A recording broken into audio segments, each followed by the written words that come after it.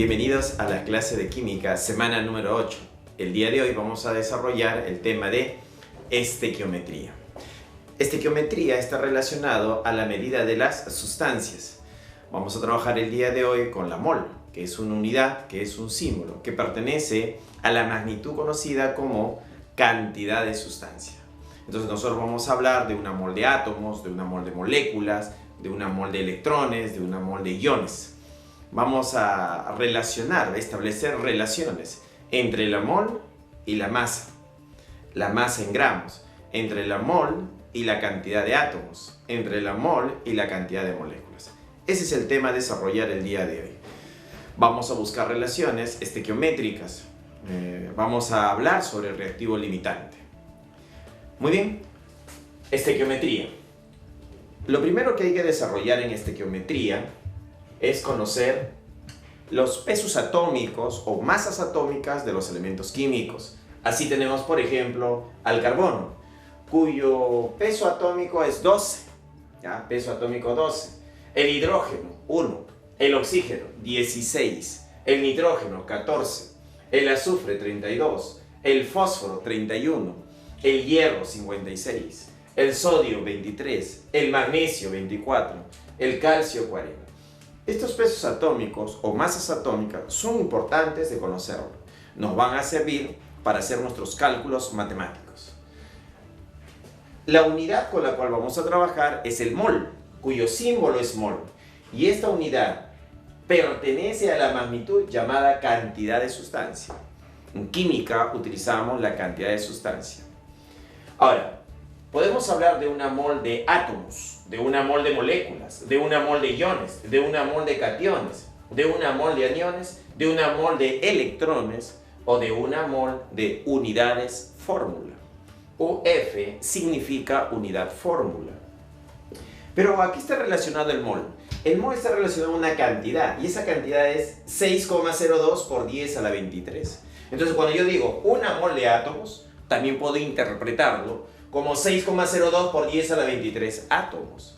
O cuando digo una mol de moléculas, significa también 6,02 por 10 a la 23 moléculas. O una mol de iones, 6,02 por 10 a la 23 iones.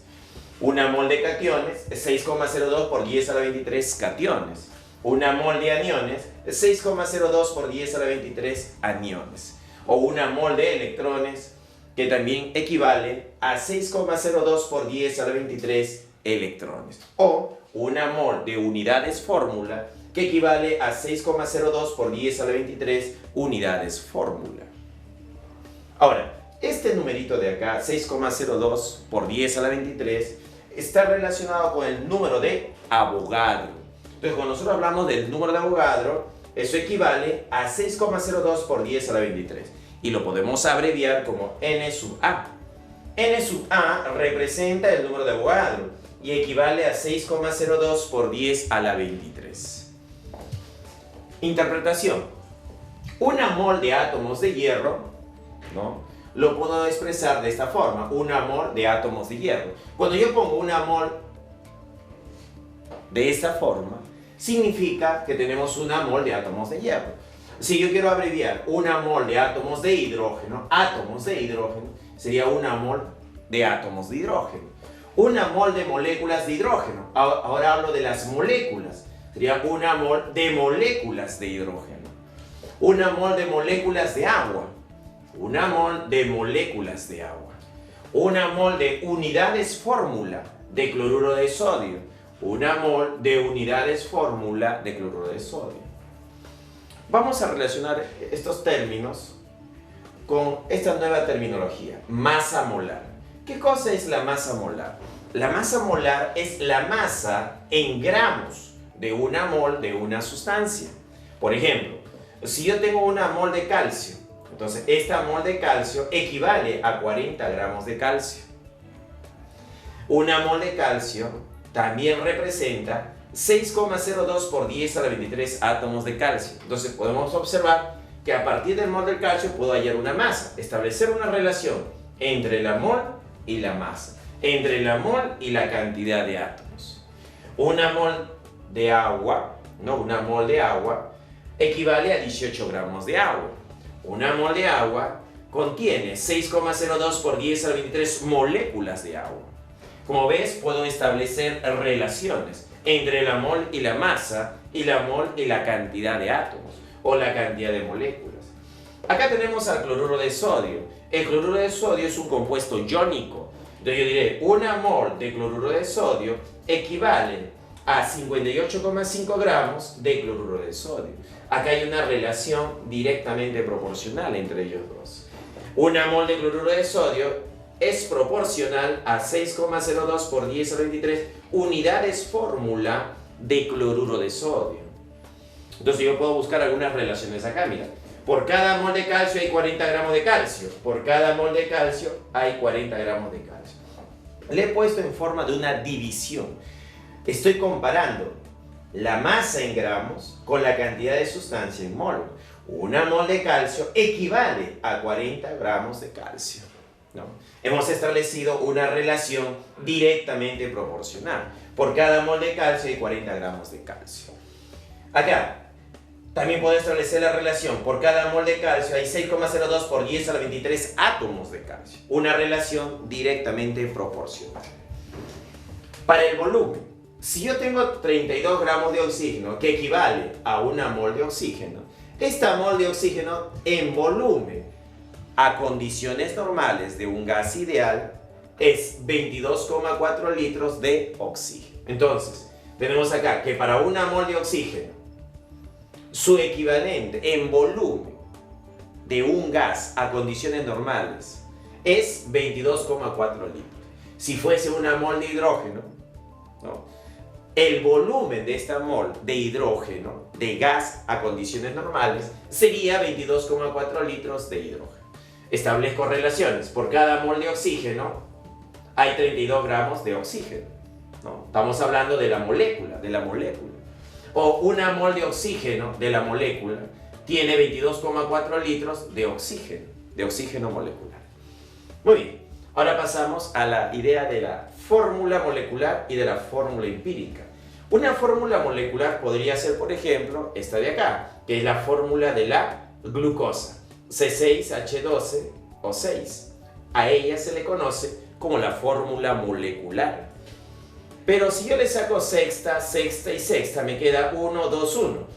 A la fórmula simplificada le voy a llamar fórmula empírica. ¿Cuál es el factor que he utilizado? Un factor de 6. Entonces a ella le vamos a llamar la constante K, que vale 6. En los problemas, ¿cómo determinar este valor K?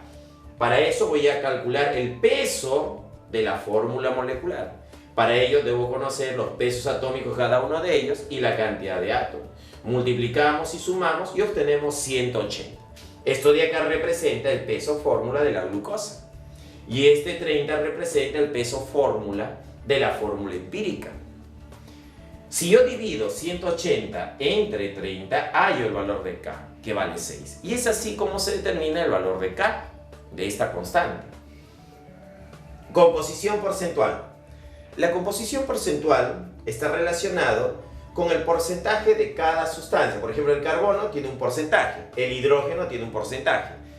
Para establecer relaciones necesito el peso fórmula de todo el compuesto. El carbono es 12, el hidrógeno es 1, 1 por 4 es 4, 12 más 4 me da 16.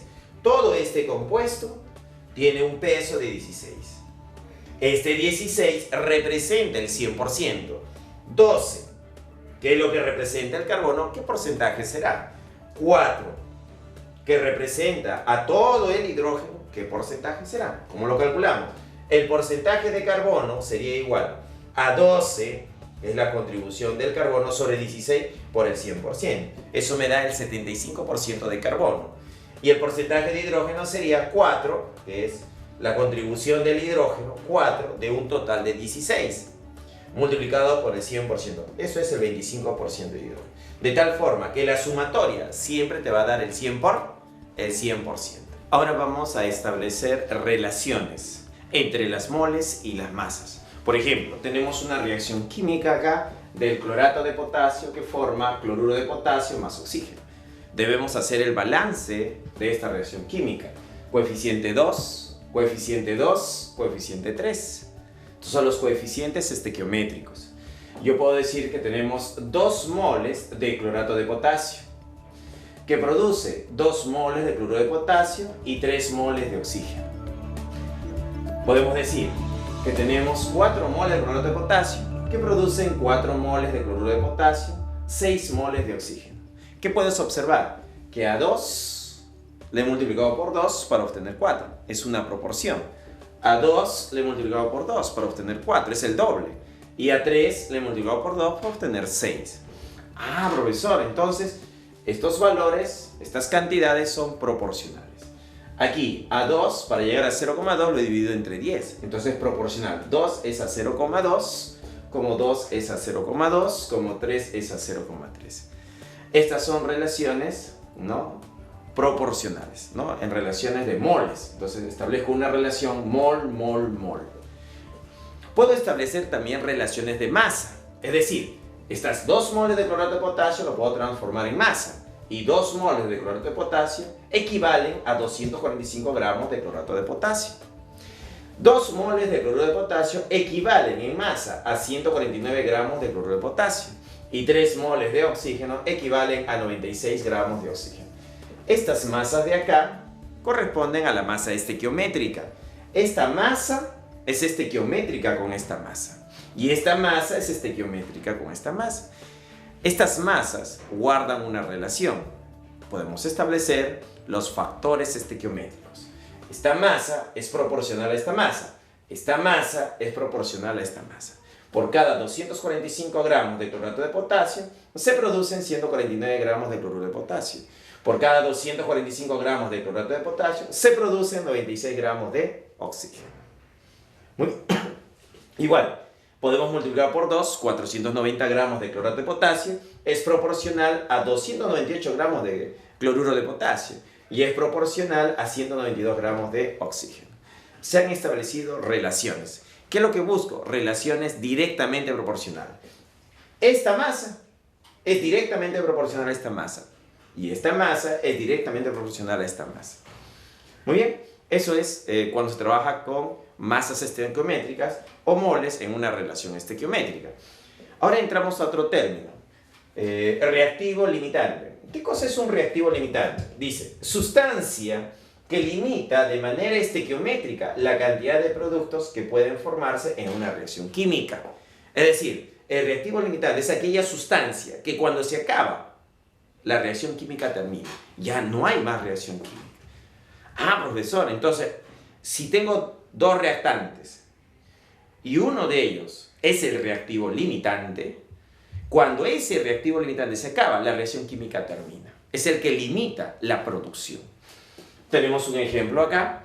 Tenemos la reacción química de una base con un ácido que nos da una sal más agua. Tenemos al hidróxido de sodio más el ácido sulfúrico que me da el sulfato de sodio más agua. El hidróxido de sodio tiene un peso fórmula de 40. Por 2 es 80. O sea, 80 gramos de hidróxido de sodio es estequiométrico con 98 gramos de ácido sulfúrico. Profesor, ¿de dónde salió este 98? El oxígeno, 16 por 4, 64. El azufre, 32. El hidrógeno 1 por 2, 2. Más 32 más 64 me da 98. Con 80 gramos de hidróxido de sodio y 98 gramos de ácido sulfúrico se producen 142 gramos de sulfato de sodio y 36 gramos de agua. Estas masas están en relación estequiométrica. 80 reaccionan con 98. Pero ¿qué pasaría si yo tengo 80 gramos de hidróxido de sodio y ahora tenemos 99 gramos de ácido sulfúrico? Profesor, pero usted solo necesita 98. Sí, 80 gramos de hidróxido de sodio van a reaccionar con 98 gramos de ácido sulfúrico. Y va a sobrar, va a quedar sin reaccionar 1 gramo de ácido sulfúrico. A ese gramo excedente es la parte que no reacciona. Entonces, en este caso, para este caso de acá, el ácido sulfúrico es el reactivo en exceso y el hidróxido de sodio es el reactivo limitante. Él es el reactivo limitante y él es el reactivo en exceso. Profe, acá, no, acá están en forma estequiométrica. 80 es estequiométrico a 98. En cambio acá, 80 y 99 no están en forma estequiométrica. Acá hay un reactivo limitante y acá hay un reactivo en exceso. Igualito, si en vez de 99 pongo 100 gramos de ácido sulfúrico, profesor, no necesito 100 gramos de ácido sulfúrico. ¿Cuánto necesito de ácido sulfúrico? Necesito 98. 80 gramos de hidróxido de sodio es este geométrico con 98 gramos de ácido sulfúrico. Con 100 gramos tengo 2 gramos excedente. Entonces, él sería el reactivo en exceso y él sería el reactivo limitante. Ahora vamos a hablar del rendimiento porcentual, R. ¿Cómo se determina el rendimiento porcentual? El rendimiento porcentual va a ser la cantidad real del producto sobre la cantidad teórica del producto, multiplicado por el 100%. Tenemos esta reacción química del hidróxido de sodio más el ácido sulfúrico que forma sulfato de sodio más agua. 80 gramos de hidróxido de sodio, cuando reaccionan con 98 gramos de ácido sulfúrico, forman 142 gramos de sulfato de sodio y 36 gramos de agua. Estos 142 gramos de sulfato de sodio va a ser nuestra cantidad teórica. Es lo teórico. Pero, si tenemos 80 gramos de hidróxido de sodio y hacemos reaccionar con 98 gramos de ácido sulfúrico y se produce 100 gramos de sulfato de sodio, estos 100 gramos sería la cantidad real. ¿Por qué? Porque estequiométricamente debería producirse 142, que es nuestro valor teórico. Pero cuando vamos a la práctica y hacemos la reacción química, observamos que la producción es menor, 100 gramos. Esto es lo real. Lo real va en el numerador y lo teórico va en el denominador. Todo eso multiplicado por el 100% me da el rendimiento. Ahora pasamos a lo que es la pureza. Si nosotros tenemos de dato una muestra, porque eso lo van a decirte, tenemos una muestra, por ejemplo, de nitrato de sodio. Todo esto de acá representa la muestra. Toda la muestra representa el 100%. Si asumimos que la muestra de nitrato de sodio es M, quiere decir que toda esta masa es M. Pero nos dice que la pureza es del 40%. Significa que el nitrato de sodio solo representa el 40% de toda esta muestra. Y el 60% serían impurezas. Pureza, impureza. Ahora, tiene una pureza del 40%. Claro, esta muestra tiene una pureza del 40%, que es esta parte de acá. Cuando yo necesito este dato para los cálculos, voy a hacerlo de la siguiente forma. El peso del nitrato de sodio va a ser igual al 40% multiplicado por la masa. Esta es la masa que me dan de dato de la muestra. Que recuerda que esta muestra tiene dos partes, tiene dos sustancias. Tiene al nitrato de sodio y tiene a la impureza.